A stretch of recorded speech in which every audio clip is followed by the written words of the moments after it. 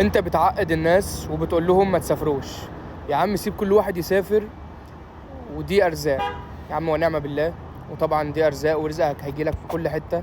بس انا مش بعقد حد في السفر، انا بديك نصيحة عن تجربة. لو كل واحد فينا نقل تجربته والتاني سمع ليها تمام وفكر فيها كويس. انا مش بقول لك، انا مش بفرض كلامي على حد، وطبعا دي ارزاق وبتختلف. بس لو كل واحد نشر تجربته والتاني سمعها كده وفكر فيها وخد منها الجنب الإيجابي، متهيألي هنستفاد كتير. فسافر وربنا يكرمك وربنا يرزقك.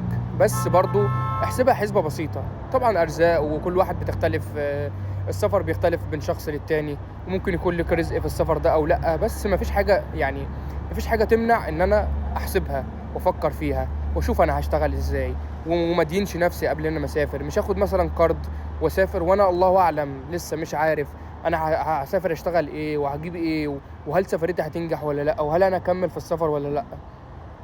فاهم ازاي؟ لو انت معاك مثلا تمن السفر سافر وربنا يكرمك. بس في نفس الوقت لو هتلاقي ان انت سنين من حياتك هتضيع بغير فايدة، لا ما تكملش.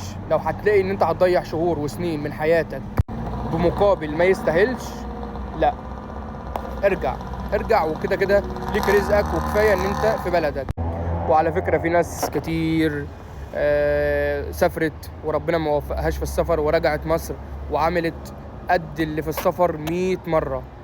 فالموضوع زي ما قلت لك هو أرزاق، وتوكل على ربنا في أي مكان وسعة، وأكيد ربنا هيوفقك وربنا هيكرمك.